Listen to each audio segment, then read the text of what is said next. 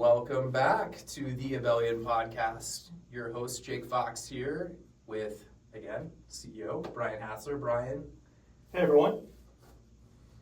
So, Bryan, what are we talking about today? So we got a cool topic today. So we have the Field Service Optimizer from Salesforce. And we really thought it'd be relevant, especially with all the rain where we kind of are based out of right now, to kind of discuss this. Yes. We are in California for folks that don't know exactly where we are today. Right here in Irvine, California, and And it never rains, so. It never rains. You know, if it's 60 degrees, it's 60 degrees and under. We're in sweaters, and under 50 degrees, we're putting on snowboard clothes. But that sounds good. Before diving in there, just for kind of a precursor for other folks out there, when Bryan says field service optimization, there's a specific Salesforce application today that's referred to as FSL for short, and that stands for Field Service Lightning, right? Yes. So before diving in there, if we could just kind of briefly talk about the different pieces of Field Service Lightning that we're hoping that our audience walks away with today. What's going to be most beneficial? What's kind of the walk away or the gist of this podcast? So I want to really show, I worked with a lot of field service businesses, roofing companies, and I know how they usually do their processes, and I want to show them there is essentially a better way. Like, you don't have to be overwhelmed on a rain day. You can have high quality service, and you can also keep your current level of staffing essentially. So all good things, and how we can do that with software.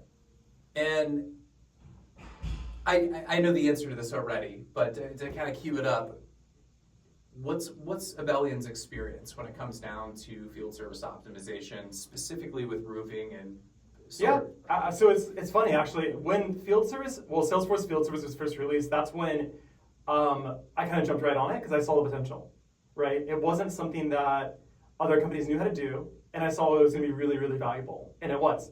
Because it's something that essentially, with a field service business, a lot of it's more manual. You have to kind of go down.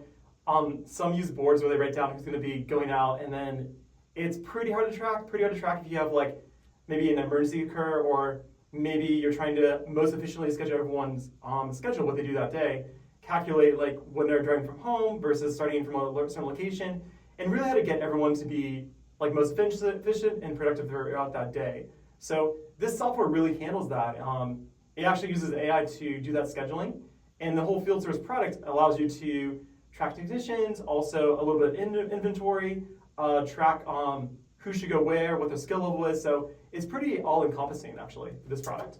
Interesting. And I noticed for today's topic, we selected roofing, specifically with the field service optimization application there. What makes field service optimization so relevant for roofing or waterproofing jobs? Yeah, so great question. So the reason it's so relevant for roofing is because you don't, especially in California, a lot of roofing companies basically, you either under or overstaff, because if your demand picks up when it rains, that's when people notice leaks, right? That's when you get all the calls. Either you have to have a large amount of contractors or employees on, a lot of them on standby, right? And then when it rains, you can actually handle the capacity. Or you have a lower level of staffing, but when it rains, you can't handle all the jobs. You literally just turn it down. So that means you lose money that way. Also, not a good customer service experience if someone calls in and you're not able to handle that demand. So really what this allows you to do is to really efficiently use everyone's time. And what it'll do is actually go ahead and calculate, hey, this person would be most efficient starting from, let's say, this route. And then it can actually do street by street, taking into consideration traffic, and build some of the best schedule possible. So imagine that maybe overall a company of 30 employees, we improve the amount of work they can take on by 20%. That's massive. That's massive instead of having to manually do that, and can accommodate it and help it then during the rainy season. That's incredible. Yeah. Being able to increase, you said revenue by 20%? Well, yeah, if you get more people out there with the same amount of staffing, you're able to handle that. It's incredible, actually. Wow. Okay. As far as scheduling roadblocks, that different roofing companies face today, what are kind of those key roadblocks that you would outline that Field Service Optimizer really plays a key role in? So one is going to be the scheduling for sure, right? Because a lot of it's, sometimes they'll do it day before, day of. It's very hard for a dispatcher to schedule, I would say, more than one day out because of the complexity of it. I mean, with this, I could schedule it maybe a couple days out, maybe even a week out, have it scheduled most efficiently for everyone. And then if anything happens, you can actually do like a day of change, or even just like one person, like let's say they're out of the office or they have something happen, you can just redo their scheduling using the optimizer. And just to be clear what that does, it'll literally go through and try out like multiple iterations of the best possible schedule, create that, and then you can have a dispatcher or someone review that to eventually have that go to the technicians to go out on field. Interesting. And I know that there's different types of customers out there today. Mm-hmm. Some of the roofing companies that we work with work quite a bit with different HOAs or different communities, different builders. There's also just the residential calls that come through. Mm-hmm. So it sounds like it kind of contributes to both sides. I'm thinking about it, just as a resident myself. If I have, 3 different pots that are in my kitchen and they're catching that water that's coming down, mm-hmm. if I can't get a hold of somebody immediately or get somebody out there from a dispatching, scheduling standpoint, yeah, you're not going to call them again. It's not going to be booked out a week from now, right? No, I'm not going to continue to empty the pot and get someone else. So what I'm hearing is there's definitely lost revenue there, and that's part of that 20% number that kind of map into. Interesting. So, plans, repairs, or waterproofing jobs over several days a week from a global optimization standpoint. Let's talk a little bit more about that. As far as in-day optimization, resource scheduling optimization. If I, let's just go with like a live example. Less on the actual dispatching, the scheduling, but let's just say I'm a technician. Let's speak to our technicians out there for a moment. How does this make my life easier? So what it'll do is that you can actually see your schedule a couple days out if you want people to see that. As far as that part of it, as a technician, when you're on site, you have a field service mobile app, so you're actually able to see what your assignment is for that day. So you get a list of all your assignments on your phone. You can go to that site. It'll give you directions there. Natively integrates with your either iOS like Maps or Google, the Maps for that as well. But it'll show you where to go on site. You can log your time. You can easily log like they completed the job, like a checklist basically. So it's really efficient for technicians, and even add like a photo. So it's a lot better than having to carry around a clipboard, which is pretty old school, right? And then you have all the paper and have to kind of like fumble around where to organize that. This way you save it, and it immediately goes to the office, right? You can just go home. You don't need to like drive back to the office, give all the paperwork to them, or even call them and tell them what you did, or you need like a part. It's just all controlled for your phone, which is really nice. That is pretty nice. Yeah. So, that's funny you mentioned the clipboard. We've all seen folks out there in the construction industry. They usually carry around those clipboards that have a storage inside, and there's different papers, and they're submitting those different reports that are part of their protocol. That's interesting that they're able to take pictures on their phone, whatever that process is, ordering of materials and putting those out, and future scheduling of maybe a return appointment if something's not addressed that specific day. It saves you a trip having to go back to the office, like 30 minutes, maybe an hour round trip, and just go home. It's all taken care of for you. So it helps immensely for that. Besides like the actual admin, that's like helping them a lot more on the manager side, but technician, it really saves you a lot of time that way too. That's interesting. So for our technicians out there, this also kind of moves over to how much, I don't want to necessarily say friction, but just making it much easier for you to work with your different customer service or admin teams out there. If they're receiving all this information, it's all in one place. They're not having to grab documents from Joe and Miguel and Fabrizio and Mauricio. We have all of those documents centralized in, categorized appropriately, the right screenshots or whatever type of mobile photos need to take place. We're talking about roofing today, but imagine your last DoorDash or Uber Eats order.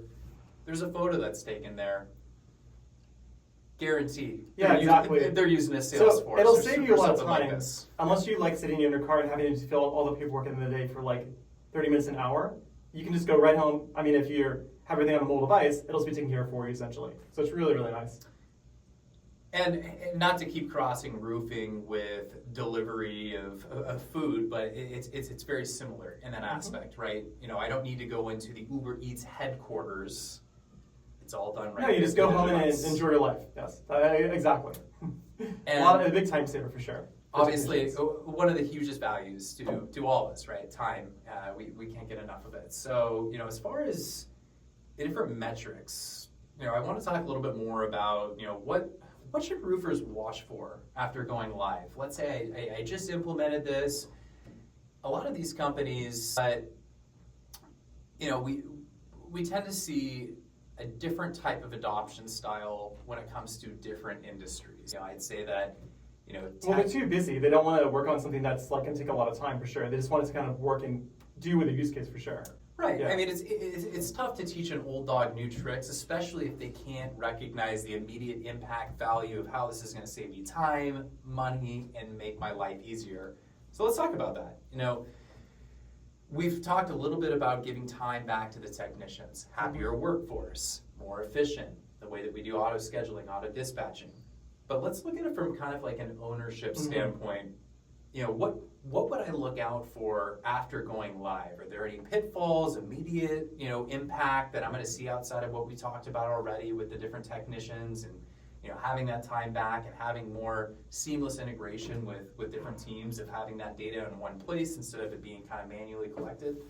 Yeah. Let me kind of pitch you a holistic view of that for sure. So, I mean, when you first do that, like just to go over kind of the benefits you get, right?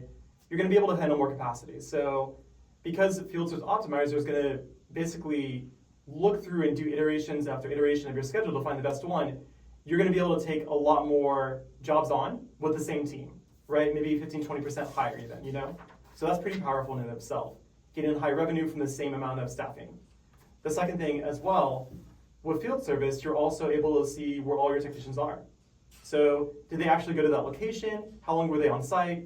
You can track that.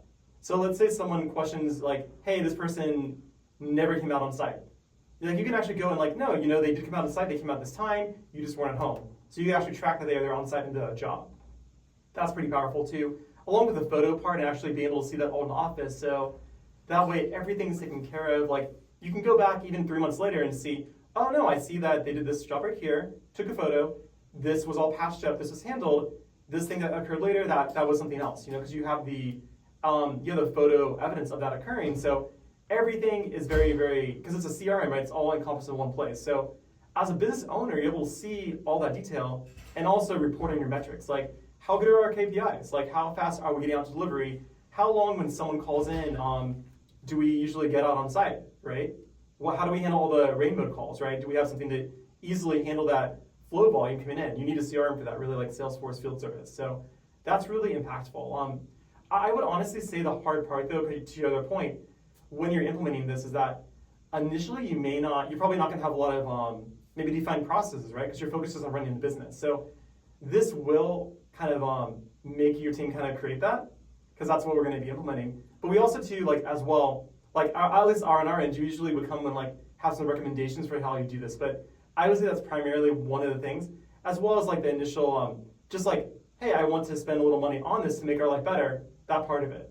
But once you have that, that's when you can kind of go in and have a pretty seamless experience.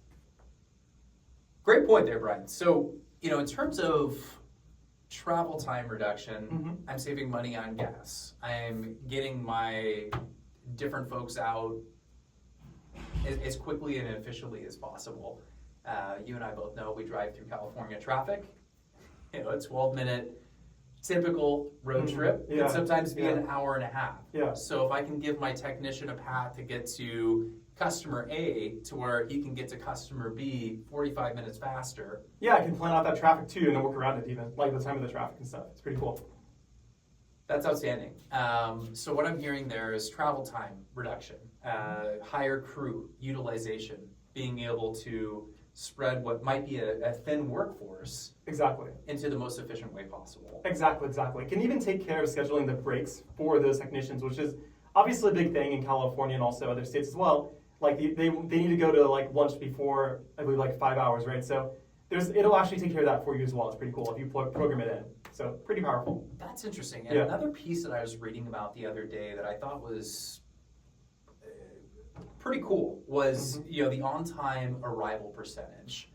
That's a stat that, from a marketing perspective, as a marketing guy myself, I absolutely love that, of being able to say, hey, we are 99 or 98% on time with every single one of the 5,000 or 10,000 actual appointments we've had over the course of the last 2 months, 2 years, whatever it might be, right? So, being able to provide that stat, a little bit difficult to do if you're tracking things on paper or in, just some central spreadsheet, likely a Google Drive or something like that, right?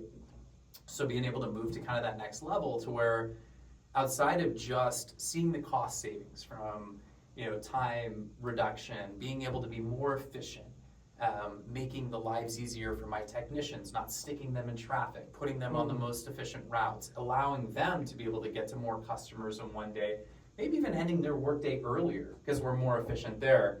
We're giving that time back to them like we talked about earlier, which is fantastic. As far as, the first time fix rate, let's talk about that next. I'm not as familiar with roofing and the way that it kind of existed in terms of sourcing materials before this discovery of field service or this invention of field service lighting. Let's talk about that. Yeah, so that's a really good point. So a lot of times, right, when technicians would go outside, they would maybe get like a note about what this job is for, or just like a brief like call, or even just like a clipboard and they write down it from the office, right? Well, field service, right, is actually telling you, hey, this is your job that you need to perform, and also this is what's required for it. Like the equipment and everything's required for it. So that's really important. Previously, you might go on site and you might not have what you need. So then the first time fix rate, you can't fix it. You have to go back. And that's not good from just your company's efficiency.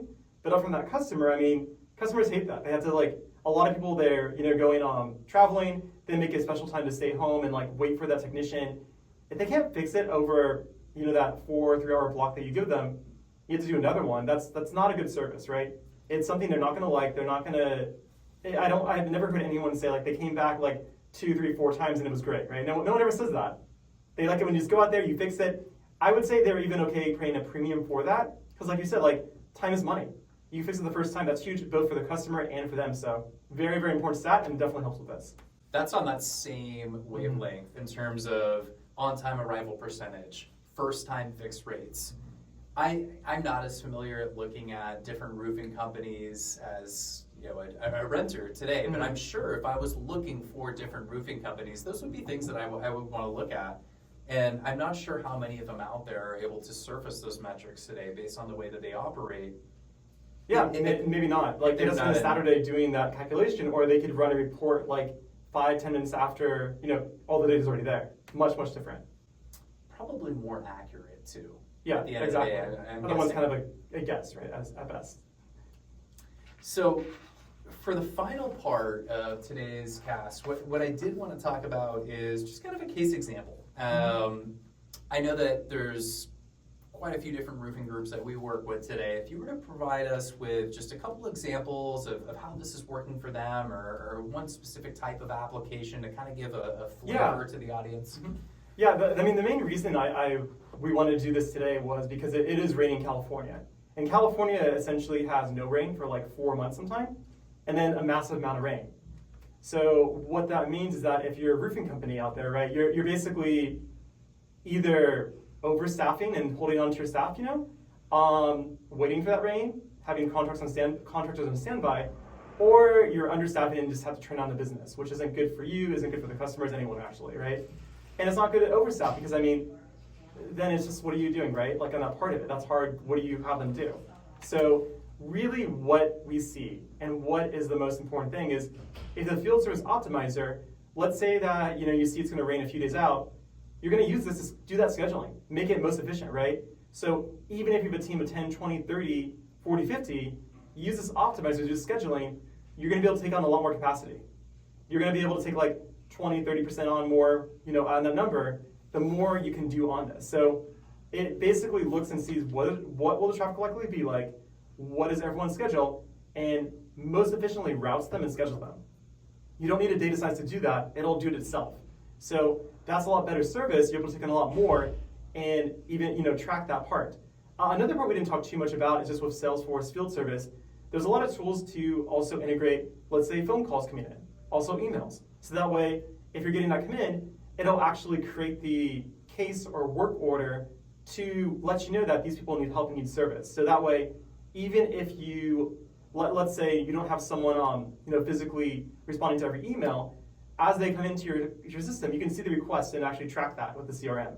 So it's really, really powerful to track that overall, and really with Rain, being able to handle that demand and have a good customer service, I would say. Extremely powerful. Now, I'd imagine in general, for all roofing, and I'd say probably the majority of the field service related businesses out there, they're not able to handle that call volume. Exactly. And if I'm a consumer, like we talked about earlier, with 3 or 4 pods collecting at home, my loyalty based on a company that I've either never engaged with before. It's gone. It'd be miserable there, right? You're going to call someone else until they help you. Immediately. That's what it'll be. Right? I'm going to call the next person. So, from a company standpoint, if I am that roofing company, I don't want to have those missed calls. I don't want them to go to the next competitor with their business that I could have won. Mm-hmm. So I want to be as efficient as I can. I want to make sure that my call routing is correct. I want to make sure that I have the ability to auto-schedule, auto-dispatch without losing those phone calls, or worse, having to ship them out to somebody else, knowing that could have been ours, right? So very interesting points to walk away with there. Yeah, if you care about your customers really with this, and I know everyone does, but this is the way you can really be efficient with what you have your team, and also reduce time and reduce your costs. So it's very, very powerful. Well, Brian, I think that we've had a lot of key takeaway points here today. We've initially talked about, from the owner standpoint, from the technician standpoint, what are the benefits, and why would this be the next right move for my business, specifically for folks out there in roofing. We talked travel time reduction, higher crew utilization. And then also on the analytics front, we talked a little bit about on-time arrival percentage and then also first-time fix rate. 2 very important metrics as we kind of highlighted there. So I wanted to thank everyone for tuning in. We have reached the conclusion of today's podcast. This is Jake. This is Brian. We'll see you later.